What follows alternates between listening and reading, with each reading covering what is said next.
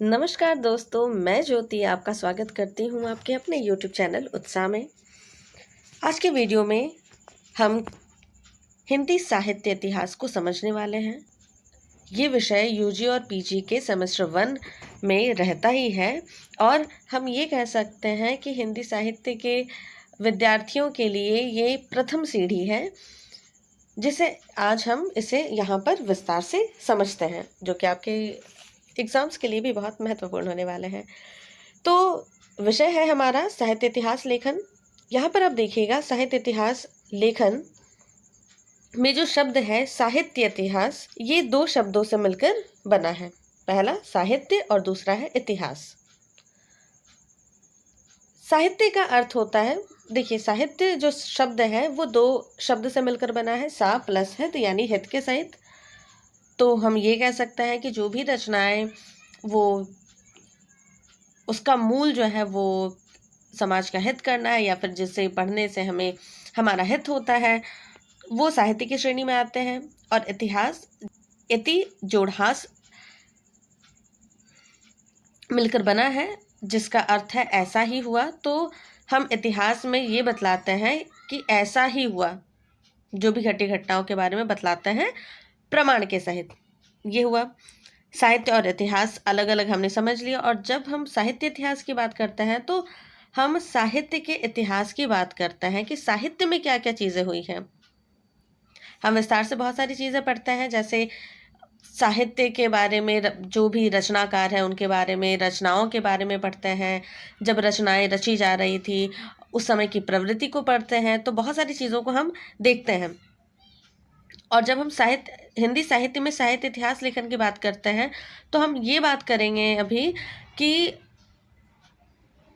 हिंदी साहित्य का इतिहास लेखन शुरू कब से हुआ, साहित्य के इतिहास लेखन से हम क्या समझते हैं, इसके चरण क्या है, और हिंदी के साहित्य इतिहास में कौन कौन से ग्रंथ आते हैं। सबसे पहले हम देखते हैं चरण। हर चीज़ का एक चरण होता है जिस पर चलते हुए आप आगे बढ़ते हैं। साहित्य के इतिहास के लेखन का प्रथम चरण है सामग्री संकलन, जिसमें लेखकों की सारी रचनाओं का संकलन करना आवश्यक है।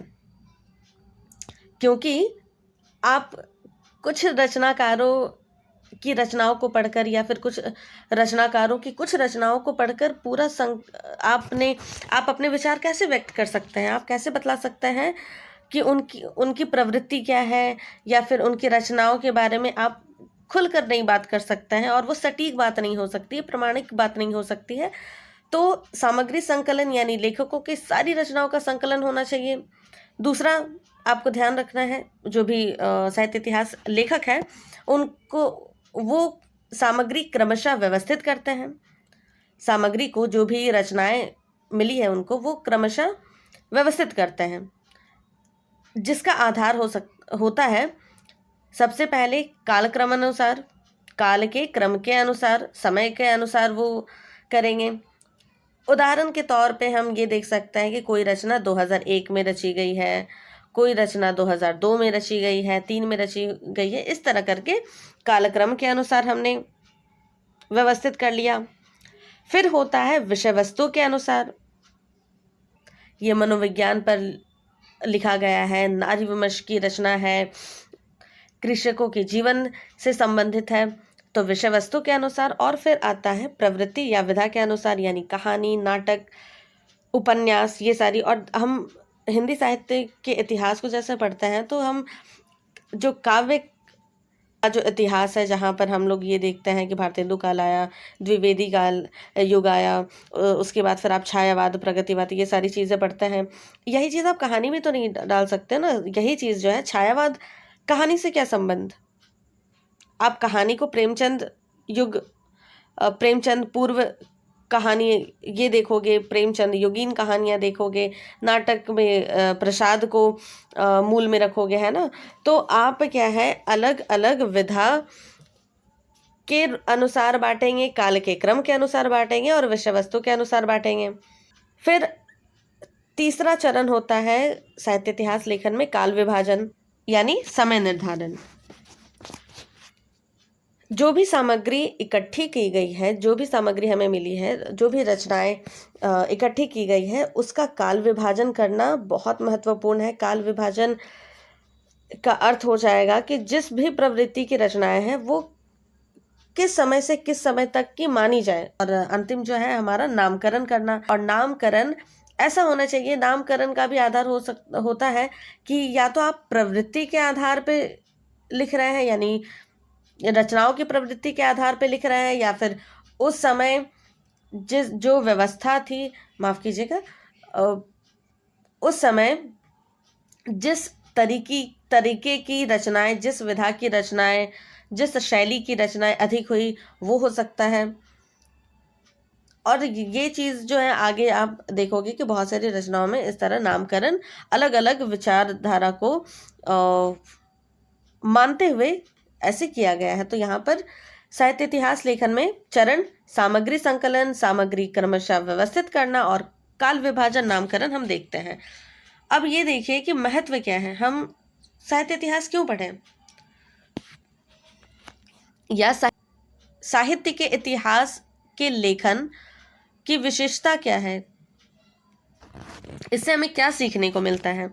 महत्व देखिए, इससे भाषाओं के इतिहास का ज्ञान होता है, रचनाओं और रचनाकारों का ज्ञान होता है, हमें तत्कालीन परिस्थितियों का ज्ञान होता है, पहले के समय में कैसी क्या क्या परिस्थितियां रही थी उसके बारे में ज्ञान होता है, और उन परिस्थितियों का समाज पर प्रभाव और स्वरूप परिवर्तन भी देखते हैं कि उन परिस्थितियों का जो है समाज पर क्या प्रभाव पड़ा और उससे स्वरूप परिवर्तन क्या हुआ, रचनाओं में क्या प्रभाव पड़ा, वो देखते हैं। और रचनाकारों की सृजन धर्मिता को भी हम देखते हैं। तो मूल रूप से हम ये कह सकते हैं, सरल शब्दों में ये बोल सकते हैं कि साहित्य इतिहास को पढ़ने से हम उस काल को जानते हैं और समझते हैं, और हम यह भी जानते हैं कि उसका प्रभाव रचनाओं पर कैसे पड़ा। और ये होता है ना कि जब साहित्य इतिहास को हम पढ़ते हैं, जानते हैं, तो ये सिर्फ ऐसा नहीं है कि हम तत्व को पढ़ रहे हैं, तथ्यों को पढ़ रहे हैं कि इतिहास ऐसा रहा, इतिहास में ये सारी चीज़ हुई। जब हम इतिहास को जानते हैं ना, तो हम भावनात्मक जुड़ाव भी अधिक कर पाते हैं, भावनात्मक रूप से भी हम रचनाओं से अधिक जुड़ते हैं। जैसे जब हम गोदान को पढ़ते हैं, गबन को पढ़ते हैं, गोदान को हमने पढ़ा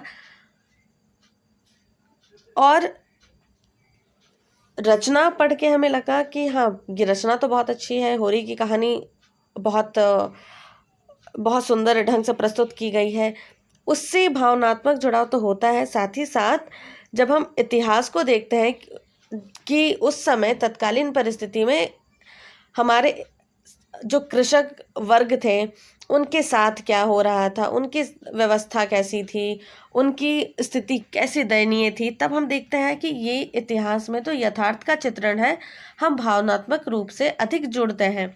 उसी प्रकार हम ये देखते हैं कि सुभद्रा कुमारी चौहान की जो रचना है झांसी की रानी, जब हम उसे पढ़ते हैं आनंदित होते हैं, हमें वीरता का भाव उत्पन्न होता है और हम प्रभावित होते हैं उस रचना से कि ये रचना बहुत अच्छी है। लेकिन जब हम ये देखते हैं कि अरे उसके परिस्थितियाँ, मतलब ये यथार्थ से जुड़ा हुआ है, तो भावनात्मक रूप से हम और ज़्यादा जुड़ते हैं उससे। तो जब हम साहित्य इतिहास की बात करते हैं तो ये एक ज़रिया है अपने इतिहास और अपनी रचनाओं से भावनात्मक रूप से अधिक जुड़ने का। देखिए, साहित्य इतिहास लेखन के बारे में विश्वामित्र जी क्या बोलते हैं। उन्होंने कहा है कि किसी भाषा में उसके साहित्य का इतिहास लिखा जाना उस साहित्य की समृद्धि का परिणाम है। साहित्य इतिहास का लिखा जाना अपनी साहित्य निधि की चिंता करना और उन साहित्यकारों के प्रति न्याय और कृतज्ञता प्रकट करना वास्तव में हमारे जातीय और राष्ट्रीय जीवन को यह प्रभावित करता है। तो जब किसी भी भाषा का साहित्य इतिहास लिखा जा रहा है तो इसका अर्थ ये है कि उस भाषा की साहित्य जो है वो समृद्ध है, तभी तो इतिहास लिखा जा सकेगा। और साहित्य इतिहास लेखन में हम जो हमारे साहित्यकार हैं उनके प्रति हम न्याय और कृतज्ञता प्रकट करते हैं। लेकिन डॉक्टर बच्चन सिंह क्या कहते हैं इतिहास और साहित्य इतिहास के बारे में। इतिहास अतीतोन्मुख नहीं भविष्योन्मुख होता है, वह जड़ नहीं गत्यात्मक होता है। अतीतोन्मुखी इतिहासकार अथवा साहित्यकार पुनरुत्थानवादी होकर जड़ हो जाता है। तो हम यहाँ पर इस कथन से ये देखते हैं कि साहित्य इतिहास की प्रवृत्ति कैसी होनी चाहिए। जब हम साहित्य के इतिहास की बात करते हैं तो अतीतोन्मुख यानी सिर्फ पुरानी बात को जानना, देखना, सुनना, वो उसके मूल में नहीं रहता है। उसके मूल में रहता है कि हम पुरानी बातों को जानकर भविष्य के लिए क्या कर सकते हैं, भविष्य में कैसे बदलाव ला सकते हैं और भविष्य के लिए कैसे आगे बढ़ सकते हैं, है ना। और ये सारी चीज़ हम देखते हैं। तो यहाँ पर हमने ये देखा कि साहित्य इतिहास लेखन किसे कहते हैं। अब हिंदी साहित्य इतिहास लेखन कब से शुरू हुआ और इसके प्रमाणिक ग्रंथ जो है उसके बारे में हम देखते हैं। देखिए, इतिहास लेखन के जो आदि ग्रंथ, जो पुराने ग्रंथ हैं, वो 19वीं शती से पूर्व जो है वो भी हमें देखने को मिलता है। जैसे यहाँ पर मैंने रखा है 84 वैष्णव की वार्ता, 200 वैष्णवों की वार्ता, ये दोनों गोकुल नाथ की रचना है। भक्तमाल नाभादास की रचना है, कविमाल तुलसीराम की रचना है और कालिदास हजारा। इसमें कालक्रम सन संवत का अभाव है। इसमें 84 वैष्णव की वार्ता में कवियों का वर्णन है, वैष्णवों का वर्णन है, लेकिन कालक्रम सन संवत का अभाव देखने को मिलता है। इतिहास ग्रंथ के रूप में स्वीकार नहीं किया गया और इसकी जो शैली है वो इतिवृत्तात्मक है। तो वर्णन तो हो रहा है इसमें, लेकिन इतिहास ग्रंथ में, जैसे मैंने बोला कि ऐतिहासिक ग्रंथ में कालक्रम होना आवश्यक है, सभी रचनाकारों की सभी रचनाओं का होना आवश्यक है, नामकरण करना आवश्यक है। तो इन चीज़ों का अभाव होने के कारण हम इसे एक सटीक इतिहास ग्रंथ, साहित्य इतिहास ग्रंथ तो नहीं मान सकते हैं, लेकिन इसके अस्तित्व को नकारा नहीं जा सकता। इसलिए यहाँ पर आप देख लीजिए कि अगर इतिहास लेखन के आदि ग्रंथों की बात होगी तो हमारे पास ये 5 रचनाएं देखने को मिलती हैं। अब हम देखते हैं आगे जो 19वीं शती के बाद की रचनाएं हैं वो, और ये रचनाएं बहुत महत्वपूर्ण है, इसको बहुत अच्छे से पढ़िएगा। पहली जो रचना है उसका नाम है इस्तवार दाला लितियेतुर एंदोई ए हिंदुस्तानी, जो कि रचना है गारसद तासी की। अब इसकी विशेषता क्या क्या, इनमें क्या क्या चीज़ है वो देखते हैं। ये हिंदी साहित्य के इतिहास लेखन का पहला प्रयास है।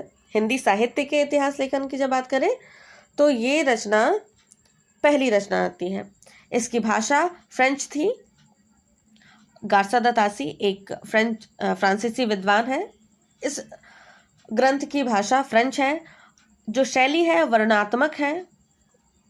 पुस्तक 2 भागों में विभक्त है, ठीक है। प्रथम जो इसका संस्करण है उसका प्रथम भाग का प्रकाशन 1839 में हुआ और द्वितीय का प्रकाशन 1847 ईस्वी में ये प्रकाशित हुआ। द्वितीय संस्करण 3 भागों में विभक्त है जिसका प्रकाशन 1871 में हुआ। इसमें हिंदी और उर्दू के कवियों का वर्णन है। कुल 738 कवियों का वर्णन है, जिसमें हिंदी के 72 कवि हमें मिलते हैं और शेष उर्दू के कवियों का वर्णन किया गया है। इसमें कवियों का विवरण अंग्रेजी वर्ण क्रमानुसार दिया गया है। इसकी कमी क्या है? ये इसमें कमी हम देखते हैं कि सूचनाओं और तथ्यों के प्रामाणिकता की दृष्टि से त्रुटिपूर्ण है। जो भी सूचनाएं दी गई हैं, जो भी चीज़ें हम इसमें देखते हैं और जो तथ्य प्रस्तुत किए गए हैं वो इसके प्रमाण हमें कहीं ना कहीं पूर्ण रूप से नहीं मिलता है, तो इसमें त्रुटि मिलती है। साथ ही साथ इसमें जो कवियों का विवरण जो क्रम रखा गया है वो अंग्रेजी वर्ण क्रमानुसार जो रखा हुआ है वो भी इसकी त्रुटि है। तो इसमें जो त्रुटि है, इसीलिए हम इसे पूर्ण रूप से एक सटीक ग्रंथ नहीं बोल सकते हैं।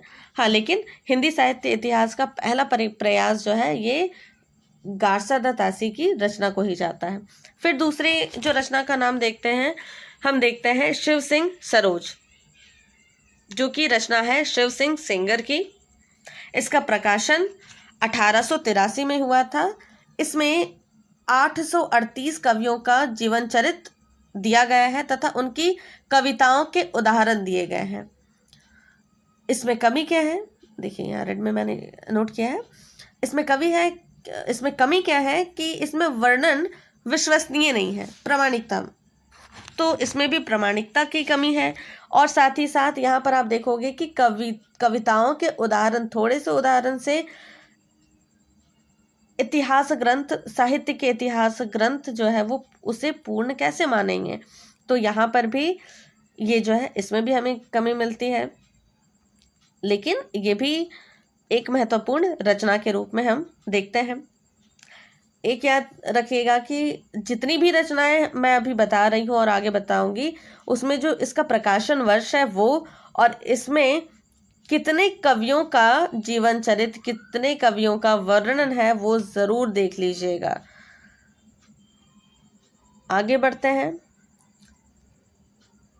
यहाँ पर किताब का नाम है, पुस्तक का नाम है the modern vernacular literature of Hindustan, जो कि जॉर्ज ग्रियर्सन द्वारा रचित है। इसका प्रकाशन हुआ 1888 में और एशियाटिक सोसाइटी ऑफ बंगाल पत्रिका के विशेषांक के रूप में ये प्रकाशित हुई थी।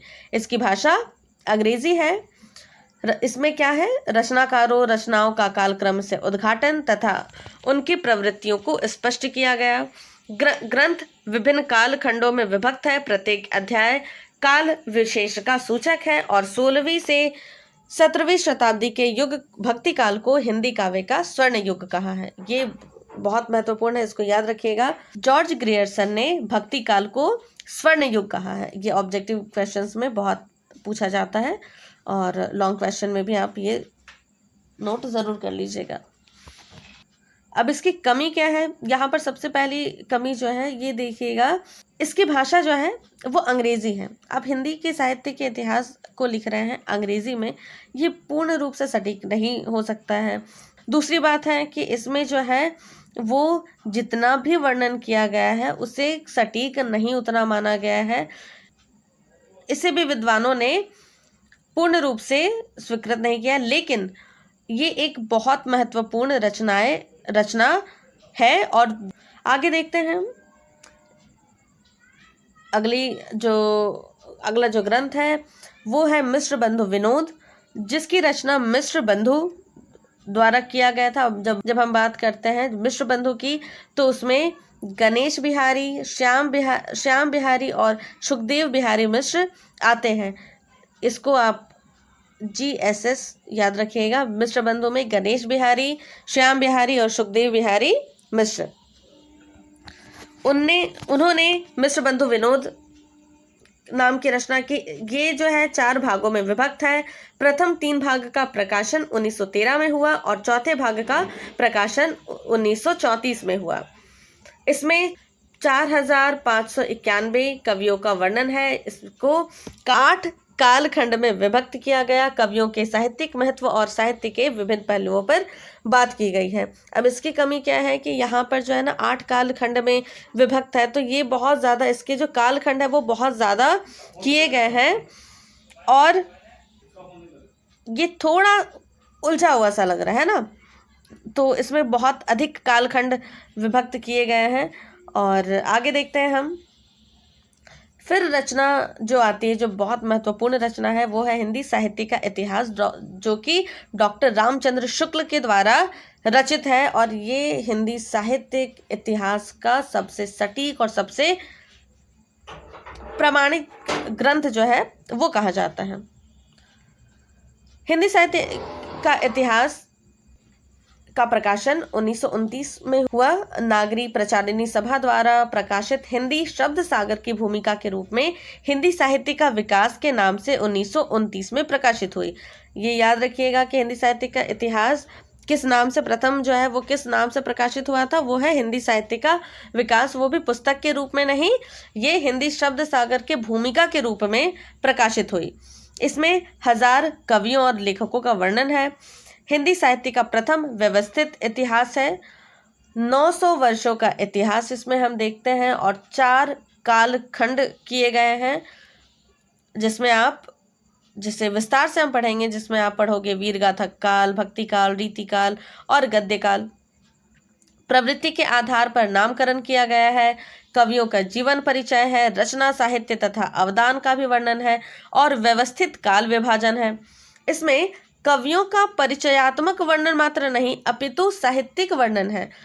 केवल परिचय दे दिया ऐसा नहीं है कि जन्म काल बतला दिया, जन्म स्थान बतला दिया और बस उनकी रचनाओं से परिचित कर लिया, ये सारी चीज़ नहीं है, अपितु साहित्यिक वर्णन किया गया है। उनकी रचनाओं की विशेषता क्या है आप बहुत अच्छे से पढ़ोगे। और मेरे अनुसार जो है वो हिंदी साहित्य के विद्यार्थी के पास रामचंद्र शुक्ल की ये बुक जो है हिंदी साहित्य का इतिहास वो होनी ही चाहिए।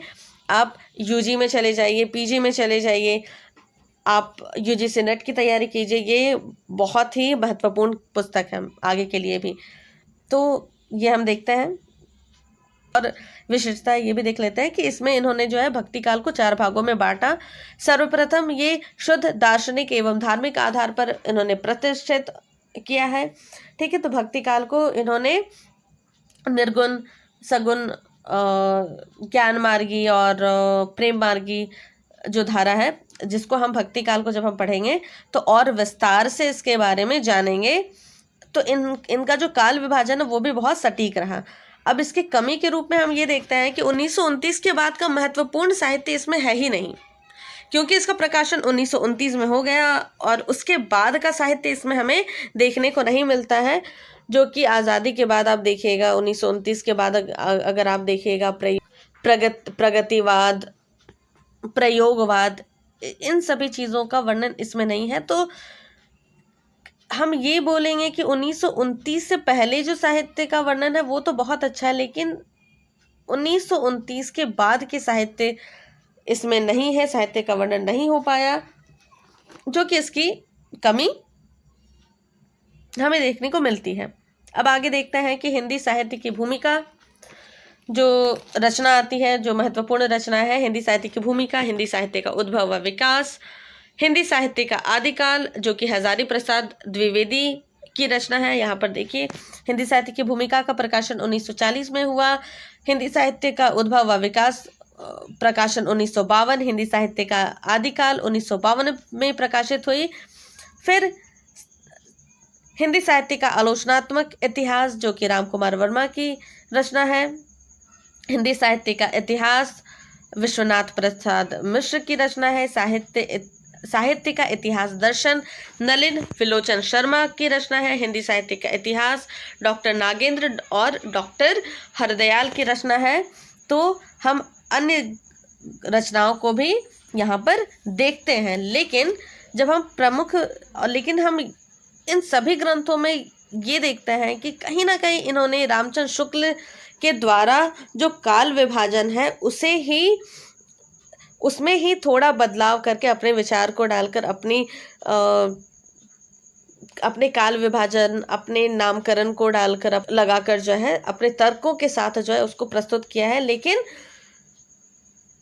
रामचंद्र शुक्ल के ग्रंथ का प्रभाव इन सभी ग्रंथों में आप देख सकते हैं और इसीलिए रामचंद्र शुक्ल की पुस्तक हिंदी साहित्य का इतिहास सबसे महत्वपूर्ण रचना है।